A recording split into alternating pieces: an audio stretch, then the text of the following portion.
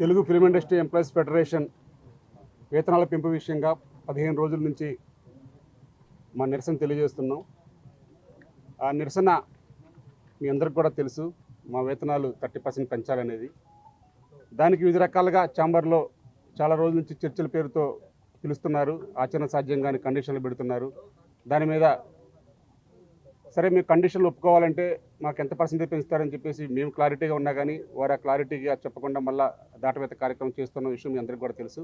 అంతిమంగా ఈరోజు మెగాస్టార్ చిరంజీవి గారు ఈ కార్మికులది 15 రోజుల నుంచి జరుగుతుంది, అసలు ఎందుకు జరుగుతుంది, అసలు ఏంటి, ఇక్కడ లోపం ఎక్కడ జరుగుతుంది అని వారు ఈరోజు మా అందరినీ, మా 72 మందిని, 24 సంఘాల నుంచి 72 మందిని ఆహ్వానించడం జరిగింది.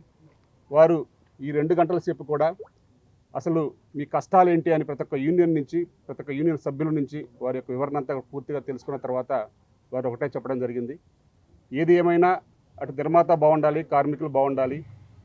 మీ సమస్యలన్నిటికీ కూడా వెంటనే ఒక 2 రోజుల్లో మనం పరిష్కరించే విధంగా, ఏ విధంగా అయితే మీకు న్యాయం జరుగుతుందని మమ్మల్ని అన్ని వారు వివరంగా అడిగిన పిదప మేము అంతా క్లారిటీగా చెప్పడం జరిగింది. సార్, ఇలా మాకు వేతనాల పెంపు విషయంలో మేము ఇప్పుడు క్లారిటీగా ఉన్నాము, కానీ మా మీద చాలా నిందలు వేస్తూ ఉన్నారు. మేము అడిగిన దాంట్లో న్యాయం ఉంది అని మేము వారికి పూర్తిగా వివరించడం జరిగింది. కానీ వారికి వివిధ రకాలుగా వారి సమస్యలు వారు చెప్పారు, నిర్మాతలు కానీ ఇంక నిన్న మొన్న వచ్చిన వారందరూ కూడా. మా సమస్యలు కూడా ఈరోజు చెప్పాం కాబట్టి వారు కూడా విత్తిన రేపు కానీ ఎల్లుండి కానీ ఈ సమస్య పరిష్కరిస్తామని చెప్పడం జరిగింది. వారు కూడా సేమ్ కండిషన్ల గురించి పూర్తిగా మాట్లాడారు. మేము కూడా కండిషన్ల గురించి ఒక ఫ్లెక్సిబిలిటీగా ఎలా ఉండాలి ఏంటి అనేది క్లారిటీగా మాట్లాడాం. ఏదేమైనా మనందరం కూడా కుటుంబం, ఆ కుటుంబం అనేది మన ఛాంబర్ సమక్షంలో మేమందరం కూడా ఉన్నాం కాబట్టి మేము ఒక సయోధ్యగా వెళ్ళడానికి మాకు కూడా కొన్ని సూచనలు చేయమని చెప్పడం జరిగింది. అవన్నీ కూడా మేము, వీరశంకర్ గారు, అమ్మిరాజు గారు, అలెక్స్ గారు, అలాగే మా కమిటీ సభ్యులందరూ కూడా మొత్తం కూడా ఏదేమైనా మా వర్కర్స్కి న్యాయం జరగాలి, అలాగే నిర్మాత బాగుండాలని మేము కూడా వారికి చెప్పడం జరిగింది. ఏదైనా రేపు కానీ ఎల్లుండి కానీ ఈ సమస్యకి పరిష్కారం ఇక్కడ దొరుకుతుందని మేము ఆశిస్తున్నాం.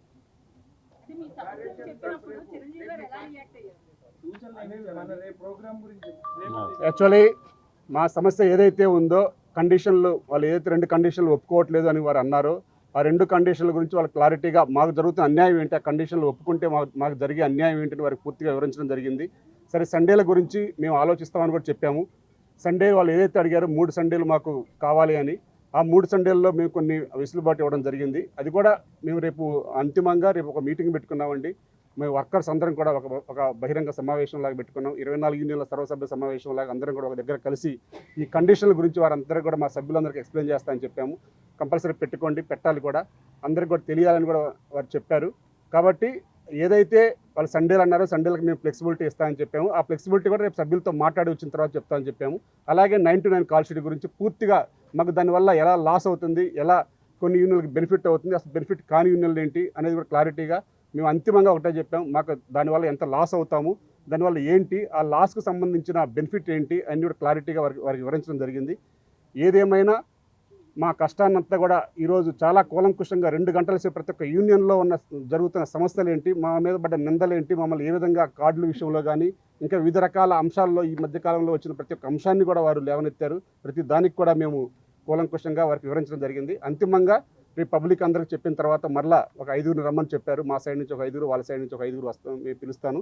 అంతిమంగా సమస్య పరిష్కారం చేద్దాం. ఏదున్నా మన ఛాంబరు, కౌన్సిల్ మనందరం కూడా కలిసికట్టుగా పనిచేసుకోవాలి. ఏదున్నా నా దాకా వచ్చి మీరు సమస్య ఇప్పుడు వివరించడానికి ఎప్పుడైనా సరే నా డోర్లు తెరిచే ఉంటాయి అని వారు చాలా, అసలు ఈరోజు చాలా ఆనందంగా ఉంది. ఎందుకంటే వివరంగా ప్రతి ఒక్క యూనియన్లో ఏం జరుగుతుంది, అసలు ఎక్కడ ప్రాబ్లం ఉందనేది వారు అడగడం మా అందరికి కూడా చాలా సంతోషకరంగా ఉంది. ఉందండి, రేపు జనలబాడీ మా నిరసన ప్లస్ మా జనలబాడీలో అన్ని సమస్యలు మా పబ్లిక్కి వివరించడానికి అక్కడ ఏదైతే ఈ 2 కండిషన్లు ఉన్నాయో ఆదివారాలు కానీ, అలాగే ఏదైతే 9 to 9 కాల్ షీట్ అని వారు అంటున్నారో ఆ 9 to 9 కాల్ షీట్ కూడా సభ్యులందరికీ చెప్పి అక్కడ వారి నిర్మాతల గురించి, వారి సమస్యల గురించి కూడా చెప్పారు. ఆ సమస్యలన్నీ కూడా మేము అక్కడ అందరికీ వివరించి, మా సభ్యులందరికీ వివరించి ఆ తదుపరి మేము ఇక్కడ వచ్చి వారి సభ్యుల యొక్క నిర్ణయాన్ని మీకు తెలియజేస్తామని చెప్పాం. దానికి కూడా వారు ఆమోదం తెలపడం జరిగింది. ఏదేమైనా సమస్య త్వరగా పరిష్కారం కావాలని మేము కూడా ఆశిస్తున్నాం. ఇప్పుడే ఛాంబర్ నుంచి కూడా పిలుపు వచ్చింది, మేము మాట్లాడుతున్నాం ఛాంబర్లో, మీరు కూడా ఛాంబర్కి రావాలని చెప్పారు. కాబట్టి ఏదైనా మరి రేపు మా తరపున అయితే మా నిరసన కంపల్సరీ, ఆ నిరసన అనకుండానే మా సర్వసభ్య సమావేశం లాగా అందరం కూడా ఒక ఐక్య వేదిక లాగా ఏర్పడి మా యొక్క మాకు జరుగుతున్న అన్యాయాన్ని కానీ మాకు జరగవలసిన న్యాయాలు కానీ అన్నీ కూడా అక్కడ కూలంకుషంగా సభ్యుల సమక్షంలో చర్చించి ఒక నిర్ణయం తీసుకుంటామని మేము. ఏదండి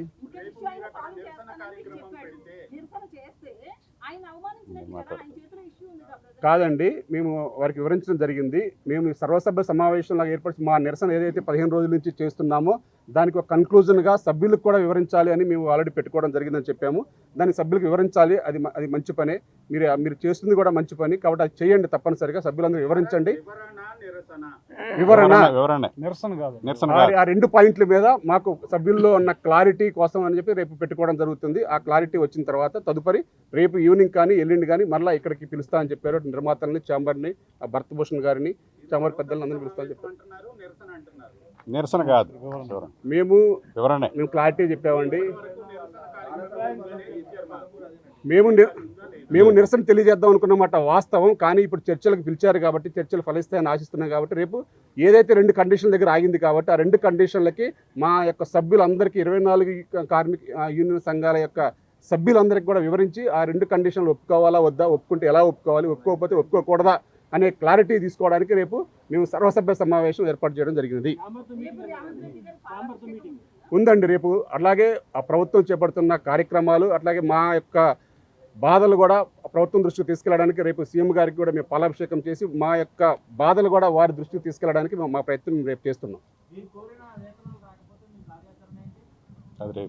మాకు రేపు వేతనాలు వస్తాయని మేము భావిస్తున్నాం. ఏదైతే మేము అడిగామో చాలా ఫ్లెక్సిబిలిటీగా, చాలా ఆశాజనకంగానే ఉంది. ఛాంబర్ వారితో మాట్లాడి చెప్తా అని చెప్పారు. కంపల్సరీగా మేము అడిగిన వేతనాలు మాకు కంపల్సరీ వస్తాయని మేము భావిస్తున్నాం.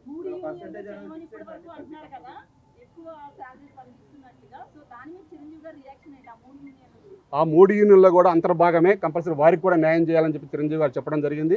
అది చాలా హర్షణీయం. ఎందుకంటే అట్లా ఆ విడగొట్టడం కరెక్ట్ కాదు. వారి పర్సంటేజ్లో ఏమైనా మార్పులు ఉంటే కనుక కూర్చొని మాట్లాడాలి తప్ప వారి ముగ్గురికి పెంచమంటాం కరెక్ట్ కాదు. అది నేను మాట్లాడతాను చెప్పారు. తప్పనిసరిగా వారి ముగ్గురికి కూడా పెరుగుతాయి వేతనాలు. ఇంకా ఇప్పుడు మమ్మల్ని రమ్మన్నారు. ఇప్పుడు ఫోన్లో మాట్లాడతారు. ఎప్పుడు అనేది సమయం చెప్తారు వాళ్ళు. కానీ రేపైతే మాత్రం మాకు కార్యక్రమం ఉందని చెప్పాము. వారు కూడా పెట్టుకోమని చెప్పారు.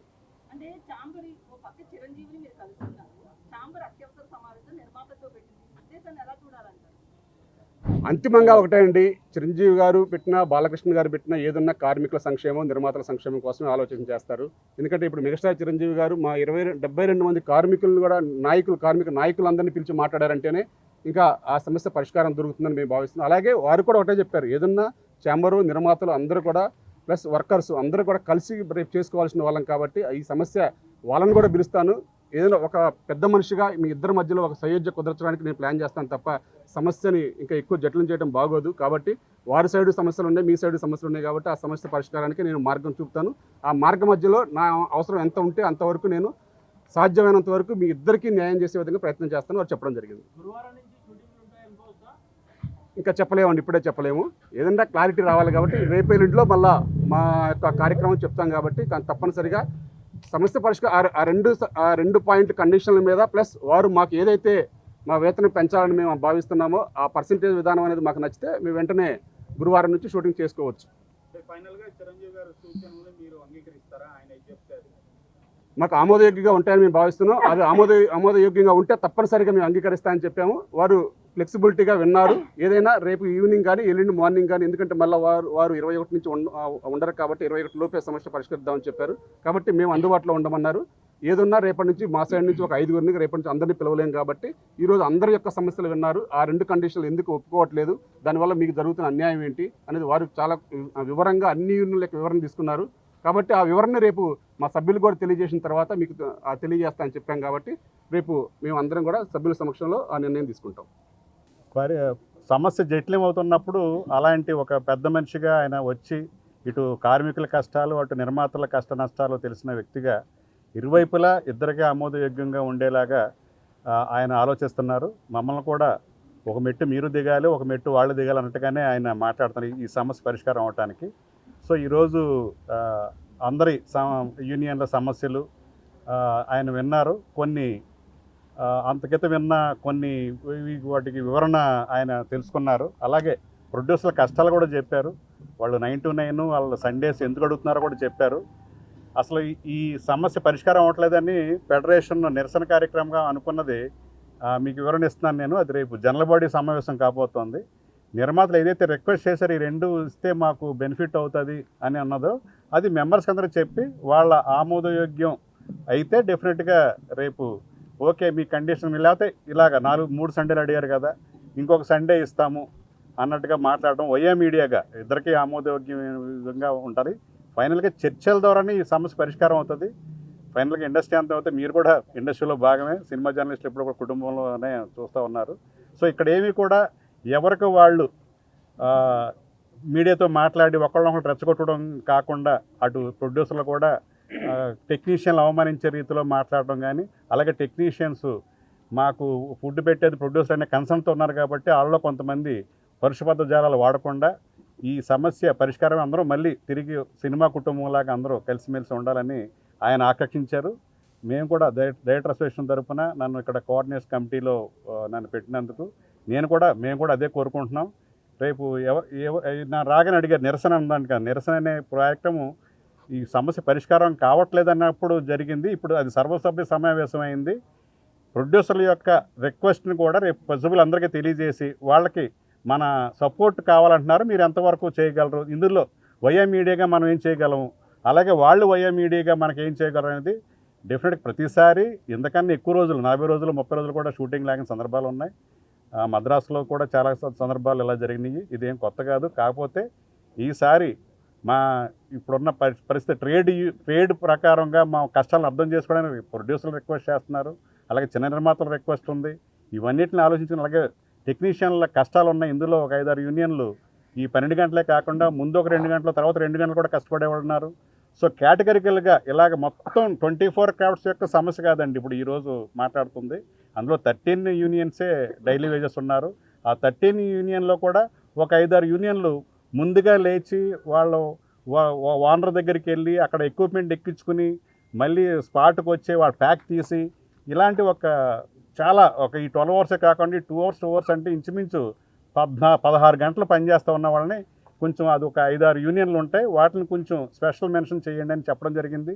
ఆయన కూడా చాలా జాగ్రత్తగా అన్నీ నోట్ చేసుకుని ఏది కూడా మిస్ అవ్వకుండా ఆయన ఒక స్టూడెంట్ లాగా అన్నీ రాసుకున్నారు. నిజంగా చిరంజీవి గారు ఇంతే ఓపిక మన ప్రొడ్యూసర్ సైడ్ కానీ మన యూనియన్ సైడ్ కానీ డిస్కషన్ ఉన్నప్పుడు ఈ రోజు ఎలా జరిగిందో 2 గంటలు ఎలా కన్స్ట్రక్టివ్గా డిస్కషను, ఛాంబర్లో కూడా మా సైడ్ కానీ ప్రొడ్యూసర్ సైడ్ కానీ ఇంత కన్స్ట్రక్టివ్గా మీకున్న ఇబ్బందులు కేటగిరికల్గా మాట్లాడుతూ ఉంటే ఈ 3 గంటలు ఈ 3 నెలలు టైంపాస్ అయ్యేది కాదు.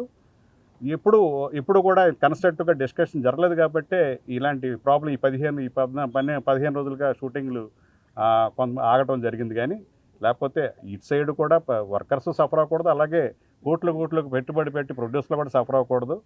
సో ఫైనల్గా ఎవరి హక్కులు వాళ్ళు కాపాడబడాలి, వాళ్ళ కష్టాన్ని వాళ్ళు గుర్తించాలి. అలాగే వాళ్ళు కూడా ప్రొడ్యూసర్లు కూడా ఆ రోజు 2000 బిలో ఉన్న వాళ్ళకందరికీ పెంచుదాం ముందు అని ఆ రోజు వాళ్ళు పెంచారు. వీళ్ళు కష్టపడుతున్నారు కాబట్టి వీళ్ళు తక్కువ వస్తుంది కాబట్టి అన్నది. అలాగే పైన 3 యూనియన్లు కూడా ఆ రోజుని ఇంత పెంచుతున్నామని ఒక మాట అని ఉంటే ఆ రోజు సాల్వ్ అయిపోయేది. అస్సలు పెంచం అనే పరిస్థితి ఆ రోజు ఉంది కాబట్టి జటిలంగా మారింది. సో మళ్ళీ ఈ రోజున మళ్ళీ వాళ్ళకి 5 పెంచుదామని ఒక మెసేజ్ ఇచ్చారు. మళ్ళీ అది కూడా రేపు నెగోషియేట్ అయ్యి మళ్ళీ చిరంజీవి గారే చాలా ప్రోయాక్టివ్గా వాళ్ళని కూడా పిలిచి మీరు చెప్పిన సమస్యలు వాళ్ళకి చెప్తాను, వాళ్ళు చెప్పిన సమస్యలు మీకు చెప్పాను కాబట్టి మళ్ళీ ఇద్దరిని కలిపి ఒకేసారి సాల్వ్ అయ్యేలాగా చేస్తానని చాలా ఇనిషియేట్ చేసినందుకు నేను చిరంజీవి గారు నిజంగా మనస్ఫూర్తిగా ఓ సినిమాని పరిశ్రమని అందరినీ బ్రదర్హుడ్గా చూసే ఆయన ఇనిషియేట్ చేసినందుకు ఆయనకి మొత్తం టెక్నీషియన్స్ అందరి తరఫున ఆయనకి ధన్యవాదాలు తెలియజేస్తూ థ్యాంక్ యూ అండి.